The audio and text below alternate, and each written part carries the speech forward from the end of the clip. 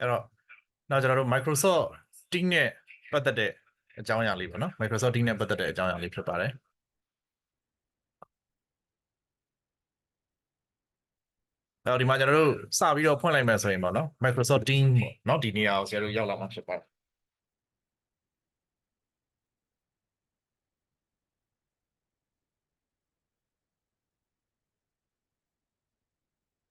Microsoft Teams ရဲ့ account ကိုစပြီးတော့ပေါ့နော် Microsoft Teams ရဲ့ account ကိုကျွန်တော်တို့ကစပြီးတော့ email နဲ့ပေါ့နော် IES mail နဲ့ login လုပ်လိုက်ပြီးတဲ့ဝင်လိုက်တဲ့အချိန်မှာဆရာတို့က Microsoft Teams နဲ့ပတ်သက်တဲ့เนาะဒီနေရာလေးကို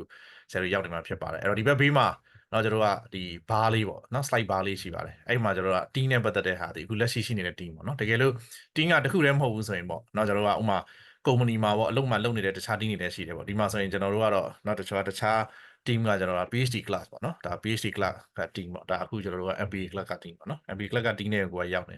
ဆိုတော့တကယ်လို့ team ကနှစ်ခုသုံးခုမဟုတ်ပဲတစ်ခုတည်းပဲဖြစ်မယ်ဆိုရင်တော့ဒီ MBA class ဒီထဲမှာကြည့်လိုက်တာနဲ့သူကဒီမှာပေါ်နေလိမ့်မယ်เนาะဆိုတော့ဘယ်အချိန်မှဘာလုပ်မလဲပေါ့နော်အဲ့မှာကျွန်တော်က meeting join ဆိုပြီးဒီကိုနှိပ်လိုက် meeting join လို့ရမှာဖြစ်ပါတယ်เนาะတကယ်လို့အဲ့ဒီလိုမဟုတ်ဘူးဆိုရင်နောက်ထပ်ဆရာတို့ကဘာမှရှာလို့ရသေးလဲဆိုတော့เนาะဒီ asset ကလေးတွေကိုနှိပ်လိုက်ပြီးတော့ဒီ asset ကလေးတွေကိုနှိပ်ပြီးတော့လည်းကျွန်တော်ရှာလို့ရတယ်နောက်တစ်ခါကျွန်တော်တို့ကဘာရှိအောင်မလဲဆိုတော့ကျွန်တော်နှစ်မျိုးပေါ့เนาะမေးသုံးလို့ရတဲ့ဟာပေါ့မေးသုံးလို့ရတဲ့ဟာကြကျွန်တော် Outlook ပေါ့ Outlook ထဲကိုဆရာတို့က email အနေနဲ့ဒီ Outlook ထဲကိုတချို့ကရောက်နေတာလည်းဖြစ်တိုင်းနေပေါ့နော် Outlook ထဲကိုရောက်နေတာဖြစ်မယ်ဆိုရင်လည်းဒီတိုင်းပဲ asset ကလေးတွေကိုနှိပ်နော် asset ကလေးတွေနှိပ်လိုက်ပြီးတဲ့အချိန်ကျရင်ဒီမှာကျွန်တော်တို့က Microsoft နဲ့ပတ်သက်ပြီးတော့ Microsoft Teams ဆိုပြီးပုံနေလိမ့်မယ် Microsoft Teams ကိုနှိပ်လိုက်တဲ့ဆိုရင်ခုနပြောတယ်ဒီဘက် Team ပေါ့ Team meeting ဒီဟာတွေကိုကျွန်တော်ရောက်လာလိမ့်မယ်နော် Team meeting မနှိပ်ဘဲနဲ့ဆရာတို့ Outlook ကိုနှိပ်လိုက်မယ်ဒီမှာ Outlook ရှိတယ် Outlook mail ကိုနှိပ်လိုက်မယ်ဆိုရင်လည်းဆရာတို့ဒီမှာ Outlook နဲ့ပတ်သက်တဲ့ဟာအဲ့တော့ဒီကတော့ email တိုင်းပဲသူကသုံးလို့ရတယ် email ကိုကျွန်တော်ခဏထားပြီးတော့ Microsoft Teams ကိုပဲသုံးမယ်ပေါ့ဒါဆိုရင်ကျွန်တော်ဒီမှာအခု orientation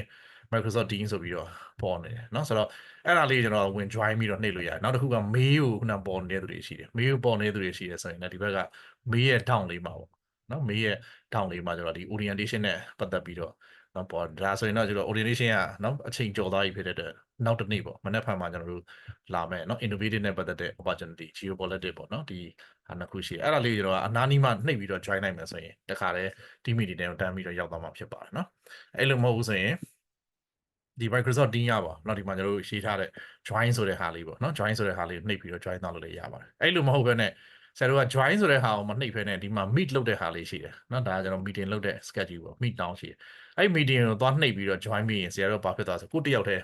meeting ထဲမှာရောက်သွားတယ်နော်ကိုကတော့တခြားလူတွေမရောက်သေးဘူးဆိုထိုင်ဆောင်တယ်မဟုတ်ဘူးကိုကအဲ့ထဲမှာ meeting ထဲမှာကိုတယောက်တည်းဖြစ်နေဆိုတော့အတိတ်ပဲကကိုကတယောက်ယောက်ကို meeting ခေါ်ခြင်းတော့အဲ့ meet ကိုနှိပ်ပြီးတော့သူနဲ့ကိုနဲ့နှစ်ယောက်တည်း meeting လုပ်တယ်သုံးယောက်တည်း meeting လုပ်တယ်ဒါမျိုးဆိုရတယ်နော်အဲ့လိုမဟုတ်ဘဲနဲ့ဒီလိုတကယ်လုံးကို meeting ခေါ်တဲ့ဟာ join မယ်ဆိုရင်ဒီဘက်က join ကိုပဲလာနေတာနော် Microsoft Teams ကနည်းနည်းလေးရွာလဲတဲ့အနေထားရှိတာနော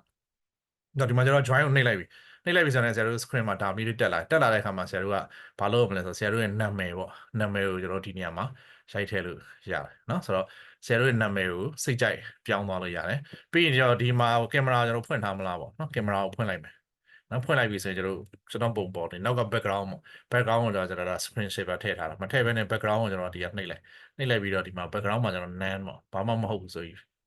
နော်ကျွန်တော် none ကိုကျွန်တော်ရွေးလိုက် none ကိုကျွန်တော် select လုပ်လိုက်နော်အဲ့တော့ name ကို select လုပ်လိုက်တယ်ဆိုဒီနေရာမှာကျွန်တော်ကဘာဖြစ်သွားလဲဆိုတော့ကျွန်တော်တကယ်နောက်မှာ actual ရှိတဲ့ပုံပေါ့နော်ပေါ်လာလိမ့်မယ်အဲ့လိုမဟုတ်ဘူးဆိုရင်ကျွန်တော်တို့က blur ဆိုပြီးနှိပ်လိုက် blur ဆိုပြီးနှိပ်လိုက်နောက်ကပုံကကျွန်တော်ဝါသွားတယ်နော်အဲ့လိုမျိုးပေါ်လာလိမ့်မယ်ဒါ blur ကိုနှိပ်လိုက် blur တဲ့ပုံပေါ်လာမယ်နော်ဒါ apply ကိုမနှိပ်သေးလို့ပေါ့နော် name ကို sorry ဒီမှာကျွန်တော် name ကိုနှိပ်လိုက်မယ် name ကို preview နဲ့ကျွန်တော်ကြည့်နော် preview နဲ့ကြည့်လိုက်မယ်ဆိုရင်နောက်မှာရှိတယ်ကျွန်တော်ရဲ့တကယ်အိမ်ကဟာတွေပေါ်လာနော်အဲ့ဒါကိုဆရာတို့ကဖျောက်ချင်တယ်ဆိုရင်ဒီမှာ blur ကိုနှိပ်လိုက် blur ကိုနှိပ်လိုက် preview တော့မဟုတ်ဘူးဆရာတို့ apply ကိုနှိပ်ရမယ်နော်ကျွန်တော်တို့ preview နဲ့ပဲဆရာတို့ပြ preview ကိုနှိပ်လိုက်ရင်ကျွန်တော်နောက်ကဟာတွေဝါသွားတယ်နော် blur လိုက်တာပဲအဲ့လိုမဟုတ်ကျွန်တော်ဒီမှာကြိုက်တဲ့ပုံတစ်ပုံယူလိုက်တယ်ဥပမာဒီခန်းထဲမှာကျွန်တော်ရောက်နေတယ်ဆိုတဲ့ပုံစံမျိုးလိုချင်တယ်ဒါကိုနှိပ်လိုက်ရင်ကျွန်တော်နောက်ခံပုံကဒီလိုလေးပေါ်လာမှာဖြစ်ပါတယ်နော်အဲ့တော့ preview ကိုကျွန်တော်ကပိတ်လိုက်မယ်ပိတ်လိုက်ပြီးတော့ကိုတကယ်ရှိနေတဲ့ဟာဘာဖြစ်မလဲပေါ့နော်အဲ့တော့ဒီခန်းထဲမှာကျွန်တော်ရှိနေတယ်ဥပမာဒီနေရာကိုကျွန်တော်ရွေးထားတယ်ပေါ့ရွေးထားရဆိုရင်ကျွန်တော်ဒီခန်းပုံလေးကို apply နော် turn on video ဒါဆိုရင်ကျွန်တော်အဲ့ဒီခန်းထဲကိုကျွန်တော်ရောက်သွားတယ်ပေါ့နော်အဲ့တော့ဒါကို meeting join တဲ့အချိန်မှာဆရာတို့က video ပိတ်ထားနေတယ်ဆိုဒီကနေပိတ်ထားလိုက်အတန်ကိုဖွင့်ထားတယ်အတန်ကိုပိတ်ချင်တယ်ဆိုရင်ဒီကနေကျွန်တော်ပိတ်ထားလိုက်ပြီနော်ပိတ်ထားလိုက်ပြီးတော့ကျွန်တော်တို့ meeting join ပေါ့နော်ဒါကတော့ဘေးရဟာတွေမလို့တော့ပိတ်လိုက်ပြီးတော့ကျွန်တော်ဒီက join now ဆိုပြီးကျွန်တော်အဲ့မှာသွားပြီးတော့ join လိုက်တယ်အဲ့တော့ဒီ တင်းရဲ့သဘောကတော့ကိုတယောက်တည်းဒီထဲမှာ join ပြီးတော့ရောက်နေတာမျိုးလည်းဖြစ်နိုင်တယ်ဒီမှာဆိုရင်တော့ကျွန်တော်ဒါတယောက်တည်းပေါ့နော်တခြားသူတွေမရောက်သေးဘူးအဲ့တော့တကယ်လို့ဘယ်သူတွေရောက်နေလဲသိချင်ဒီမှာ people ကိုနှိပ်လိုက်ရင်ဒီမှာ join လို့ရတဲ့သူတွေရဲ့နာမည်ဆင်းနေပေါ်လာနော်ကိုနာမည်ရိုက်ရှာခြင်းတဲ့လူရှာလို့ရတယ်အဲ့တော့ team meeting မှာ interactive ပေါ့စာသင်နဲ့ကျွန်တော်သုံးလို့ရတာရှိတယ် raise the hand ပေါ့ raise the hand ကိုနှိပ်လိုက်ရင်သူကဘာဖြစ်လဲဆိုတော့ဒီမှာကျွန်တော်လက်ထောင်လဲဆိုတော့စာသင်တဲ့လူကမြင်တယ်ဘာမေးမလို့လဲနောက်ဆိုတော့သူကလက်ထောင်ပြီးတော့စာမေးခြင်းဖြတ်ပြီးတော့စကားဖြတ်လိုက်တဲ့ပုံစံမျိုးနော်လက်ချခြင်းနဲ့ဆိုရင်ဒါပဲပြန်လိုက်လိုက် lower the hand ပေါ့နော်ဆိုတော့လက်အောက်မှာကျွန်တော်ချလိုက်ရင်လက်ပြန်ချတော့နော်ပြီးရင်တော့ reaction တွေပေးလို့ရတယ်နော်ဒါပြောတာအရန်ကြိုက်တယ်ထောက်ခံမယ်နော်လက်မလေးပေးတယ်လက်ခုပ်တီးရ offer ပေးတယ်နော်သဘောကျတယ်နော်အသေးပေးတယ်ထုံးစံတိုင်းပေါ့နော်ဆိုတော့ဒါဆိုရင်ကျွန်တော်တို့က reaction လေးတွေပေါ်လို့ရတယ် view ကိုလည်းကျွန်တော်မျိုးစုံပြောင်းကြည့်လို့ရတယ် gallery view တို့ grid view တို့နော်ပုံမှန်ဆိုရင်တော့ gallery နဲ့ပဲကြည့်ပါ speaker view ဆိုရင်တော့ speaker ပုံကအကြည့်ပေါ့ together mode ဆိုတာကျတော့အခန်းတစ်ခန်းထဲမှာအတူတူထိုင်နေတဲ့ပုံစံမျိုးနော် application တွေကိုဆရာတို့ game ကစားတဲ့ဟာမျိုးတွေနော်ခုနညံစမ်းပေါ့ quit ပေါ့မေးတဲ့ဟာမျိုးတွေထည့်လို့ရတယ်အများကြီးနော်ဒါကခုနဆရာတို့ပုံဖွင့်ထားခြင်းနဲ့ဆိုရင်ကင်မရာကိုဖွင့်ထားလို့ရတယ်နော်ကင်မရာကိုဖွင့်မယ်နဲ့ mic ကိုဖွင့်ထားခြင်းနဲ့ဆိုရင်ဖွင့်ထားလို့ရတယ်အဲ့တော့အရေးကြီးတဲ့ဟာဒီမှာကျွန်တော်တို့လာပြီး screen share ပေါ့ screen share ကိုနှိပ်တဲ့အခါမှာကျွန်တော်က presentation တွေလုပ်ပြီးဆိုရင်ဆရာတို့က screen share နှိပ်ပြီးတော့လုပ်ရ link ကတော့မနှိပ်နဲ့ပေါ့ link ကိုနှိပ်တော့ထွက်သွားမှာနော်အဲ screen share ကိုနှိပ်ပြီးဆိုရင်ကျွန်တော်တို့ကဘာကို share မှာလဲသူက whiteboard ကို share မှာလား screen ကို share မှာလားအဲကျွန်တော် screen ကို share မယ်နှိပ် screen share မယ်ဆိုရင်ဒါမျိုးတွေပေါ်နေပြန်အဲ့တော့ Microsoft Edtech လားဘာကို share မှာလဲသူကမေးတယ်နော်ဆိုတော့အကောင်းဆုံးကတော့အလွယ်ဆုံးကတော့ကျွန်တော်တို့ entire screen ကို share မယ်ပေါ့ဒီကောင်နှိပ်လိုက်အဲ့ဒါမပြီးသေးဘူးသူက entire screen ဒီပုံလေးတစ်ခါထပ်ဆက်လက်လုပ်တာဒီလိုလေးဖြစ်မှာရတန်းနှိပ်လိုက်ဒီကဆက်လက်မလုပ်ထားမှနဲ့ကျွန်တော်တို့နှိပ်ရင်နှိပ်လို့မရနော်ပြီးရင်အတန်မပါဘူးအတန်မပါခြင်းနဲ့ဆိုရင်ဒါလေးကိုဖွင့်ပြီးတော့မှကျွန်တော် share ရအဲ့ကြတော့မှပေါ်နော် share လိုက်ပြီဆိုရင်ကျွန်တော်ကဘာလေးပဲပေါ်တယ်ဒါလေးပဲပေါ်နေတယ်အဲ့တော့ဆရာတို့ကခုနကို share ခြင်းနဲ့ file ကိုဖွင့်ပေါ့ဖွင့်ပြီဆိုရင်ဒီဟာလေးပေါ်နေတာကို screen ကိုဟိုဘက်ကမြင်နေရတယ်လို့ကျွန်တော်တို့ကမြင်နေရဟိုသိနေရမှာနော်အဲဒီမှာကျွန်တော်ခုနကို share ခြင်းနဲ့ဟာပေါ့နော် PowerPoint တွေပါလေရှိပဲအဲ့ဒါတွေအကုန်လုံးဖွင့်ပြီးတော့သွားလို့ရတယ်เนาะအဲ့တော့ဒါကသူနဲ့เนาะပတ်သက်တဲ့ team နဲ့ပတ်သက်တဲ့ဟာဖြစ်ပါတယ်เนาะ PowerPoint တွေပါလေဖွင့်ပြီးတော့ share လုပ်သွားလို့ရတယ်เนาะအဲ့တော့ဒီမှာစာပို့ရဲဆိုလဲဒီတိုင်းမှာစာကိုရိုက်ပြီးတော့ကျွန်တော်ပို့လိုက်ပြီဆိုရင်ဒီထဲမှာကျွန်တော်တို့ကတယောက်နဲ့တယောက်เนาะစာကိုလှမ်းပြီးတော့ပို့လို့ဒီမှာဆိုရင်တော့ data နဲ့ auto ဝင်ထားလိုက်ပါတော့เนาะအဲ့တော့ဒါဆိုကျွန်တော်ဘာကိုပြလို့ရဒီဘက်မှာကျွန်တော်ခုန team ကိုရတယ် chat ကိုရတယ်เนาะအဲ့တော့အခုကျွန်တော်တို့က team ကိုသွားမယ်ပေါ့ team ကိုသွားမယ်ဆိုရင် team ကိုကျွန်တော်ပြန်ကြည့်လိုက်ပါเนาะ team ကိုပြန်ကြည့်လိုက်မှဆိုရင်ကျွန်တော်ဒါအခုနเนาะကျွန်တော် team ထဲမှာရှိတယ်အဲ့တော့ပြီးရင်ကျွန်တော်တို့ကဘာထပ်ပြီးတော့တွေ့ရအောင်လဲဆိုတော့ဒီဘက်ကိုထုတ်လိုက်ပြီးကျွန်တော်တို့ကဒီဘက်မှာเนาะဆိုတော့တခြား class တစ်ခုကျွန်တော်ဝင်ပြ PhD class ပေါ့เนาะအဲ့တော့ဒီမှာဆိုရင်သူကဘာတွေ့ရမလဲဆိုတော့ organizational leadership ပေါ့เนาะအဲ့ဒါကိုကျွန်တော်ဝင်ကြည့်လိုက်ပြီဆို organizational leadership မှာသူကဘာတွေ့မလဲဆိုတော့ post တွေပေါ့တင်ထားတယ်เนาะခုနဆရာနဲ့ကျောင်းသားနဲ့တယောက်နဲ့စကားတွေအပြန်အလှန်ပြောထားတယ်ရှိတယ် file ကိုဖွင့်ကြည့်လိုက် file ကိုဖွင့်ကြည့်လိုက်ရင် file ရဲ့အောက်ထဲမှာကျွန်တော်တို့ကအဲ့ဒီ file ကသူကเนาะဒီတစ်ခုချင်းစီပေါ့เนาะဒီ topic အကြောင်းအရာတွေနဲ့ပတ်သက်ပြီးတင်တာအဲ့တော့မှ session 2ကိုကျွန်တော်ဖွင့်လို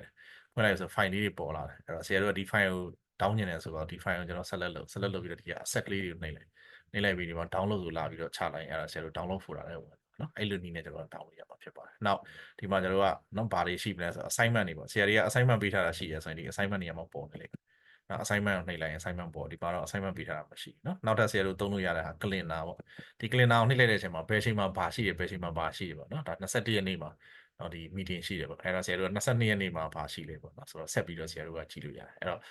ဒီ calendar ကနော်ဆရာတို့ကခုနရှာလို့မရဘူးဆိုရင်နော်ကျွန်တော် work week လို့ပြောတယ်ဒီမှာကျွန်တော်ကနော် week view နဲ့ကျွန်တော်ကြည့်လို့ရတယ် week view နဲ့ကြည့်မယ်ဆိုရင်ဒါ Saturday Sunday ရောက်လိုက် Saturday Sunday ဆိုရင် Saturday မှာပါရှိလဲပေါ့ geopolitics နဲ့ပတ်သက်တဲ့ခုနနော်ကျွန်တော်ဟို lecture ရှိတယ်ပေါ့နော်ဒီမှာ Sunday မှာပါရှိလဲပေါ့ Sunday မှာဆို innovative opportunity နဲ့နော်ပတ်သက်တဲ့ဟာ sorry Saturday မှာပဲသူကနှစ်ရက်ဟိုနှစ်ခုဖြစ်နေတာเนาะကျွန်တော်အချိန်ရန်တိုက်နေ PhD class နဲ့ဒီဘက်ကဟာနဲ့လာပြီးတော့တိုက်နေတာအဲ့တော့ဒီ calendar မှာကြည့်လိုက်ရင်ဆရာတို့က meeting ခေါ်ထားတဲ့ဟာပေါ့နော်ဘယ်အချိန်မှာ meeting ဝင်မလဲပေါ့နော်အဲ့ဒါကိုကျွန်တော်တန်းပြီးတော့ဟိုတွေ့ရမှာဖြစ်ပါတယ်เนาะအဲ့လိုဒီဘက်က join နဲ့မနှိပ်ပဲဆရာတို့ဒီက meet ကိုသွားနှိပ်မယ်ဆိုရင်တော့ခုနပြောတဲ့ကုတယောက်တဲ့အခန်းတစ်ခန်းနဲ့ရောက်သွားတာမျိုးတွေ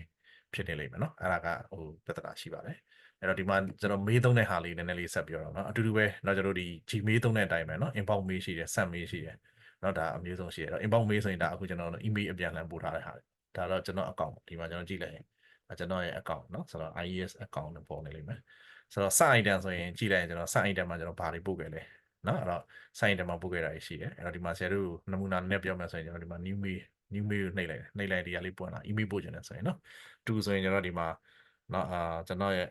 account ကိုကျွန်တော်ရိုက်ထည့်လိုက်ပါเนาะဒီကောင်ရှိပြီเนาะ CC ဆိုရင်ကျွန်တော်ခုနထည့်ချင်တဲ့ account တစ်ခုကျွန်တော် CC ထည့်လိုက်လို့ရတယ်နော်ပြီးပြီဆိုရင် subject ကကျွန်တော်ဒါ test လုပ်နော်အဲဒီမှာဆိုရင် test ပေါ့ subject ကလည်း test လုပ်နော်ပြီးရင်ဒီမှာ file တစ်ခုကို attach လုပ်မယ်ဆိုတော့ဒီဘောကနေ attach လုပ်တာဒါဆိုရင်ကျွန်တော် link ကိုထည့်ပေးတယ်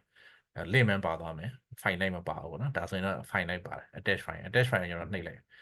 ပြီဆိုရင်ဘယ်ကနေပြီးတော့ attach file ကိုထည့်မလဲပေါ့နော်အဲ့တော့ဒီ computer ကလားနော် OneDrive ကလား upload လုပ်မှာဘယ်လိုလုပ်မလဲအဲ့တော့ဒီမှာကျွန်တော် OneDrive ဆိုရင် OneDrive ထဲမှာစိတ်ထားတယ်ပါသွားလိမ့်မယ်နော်အဲ့တော့ဒါ computer ကျွန်တော်ဖွင့်လိုက်မယ် computer ရဲ့ဘယ်နေရာမှာရှိလဲပေါ့နော်အဲ့တော့ဒီမှာ desktop ဆိုရင် desktop ပေါ်မှာရှိတယ်ကိုရွေးလိုက်ပြီးတော့မှဒီမှာကျွန်တော်နော်ဆိုတော့ဒီ file လေးကိုကျွန်တော်ပို့ချင်တယ်ဆိုတော့ဒီ file လေးကို select လုပ်ပြီး open လုပ်လိုက်ပြီးဆိုရင်ဒီကောင်နော် sign ကတော့ file size ကကြီးနေတယ်ဆိုရင်ကျွန်တော်တို့ကOneDrive နဲ့မှာ share မှာရတယ်အဲ့တော့ဒီမှာကျွန်တော်ကသေးတာလေးတစ်ခုကျွန်တော်ပို့လိုက်ရင်နော် computer ကိုဖွင့်မယ်အခုနဒီအားလေးပေါ့နော်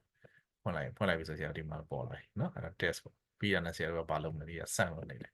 အဲ့ဆိုတခါလေးဆရာတို့မေးရထွက်သွားနော်အဲ့တော့ဒီ mail ကိုလည်းကျွန်တော်ဝင်ပြီးတော့ send နေလို့ရတယ်ဒါဆိုကျွန်တော် send mail ရပဲချိန်ဟာနော်ဘာတွေပို့ထားလဲနော်ဒါထွက်နေမယ်အဲ့တော့ဒါက mail ကိုသုံးတာဖြစ်ပါတယ်နော်ဒီမှာကျွန်တော်တို့ကရှိနေတဲ့နော် team တွေခုနပြောတဲ့ calendar တွေဒီကနေပြီးတော့ drop down bar လေးနဲ့ဒါလေးကိုလည်းဆရာတို့ကြည့်တော့လို့ရပါတယ်နော်အဲ့တော့ stock sharing လုပ်မယ်ဆိုရင်ဆရာတို့ဒီဟာကိုပြန်ပြီးတော့ stock share ပြန် share ပြီးတော့ stock sharing လုပ်တာကိုပိတ်တယ်နော်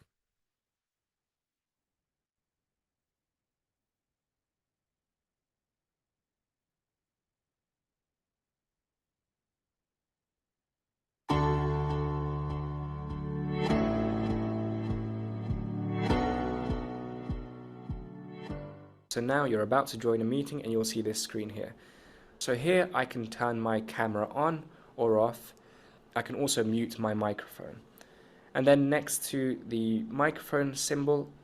I can go into the settings of my audio devices and make sure that they are ဒါ recognized. မှမဟုတ်တော့ဘယ်ဟာတွေကိုအဓိကထားပြီးတော့ကျွန်တော်သွားလဲဆိုတော့ဒီ speaker တွေမှာ Bluetooth နဲ့ချိန်ထားတာတို့ net jack နဲ့ on ထားတာတို့เนาะအဲ့ဒါမျိုးတွေဆိုရင်သူကအတန်ဟိုဘက်မှာတော့ထွက်နေတဲ့ဟာမျိုးတွေပဲเนาะအဲ့ဒါဆိုရင် setting ကိုချိန်လို့ရဥပမာပွဲတွေပေါ့ hotel မှာကျွန်တော်တို့လုပ်တဲ့ပွဲတွေเนาะအဲ့မှာကျွန်တော်တို့ဟိုဘက်ကပြောတဲ့လူရဲ့စကားကိုဒီကို computer ထဲကနေမှထွက်ဖက်နေ audio system တွေကိုကျွန်တော်လှမ်းထည့်မယ်ပေါ့เนาะအဲ့ဒါမျိုးတွေကြာရင် setting ကိုဒီကချိန်တာ Once I'm happy, I'll click join now. And now I've joined the meeting. And on the right hand side, I can see if anyone else is currently in this meeting. Mute my mic. I can share my screen. So any windows I've got open in the background, I can share. Now, I sharing လုပ်တဲ့ဟာကိုပြတာပါ share screen လုပ်တဲ့ Clicking on the three dots, I can go into more actions. So I can start. I've joined the meeting.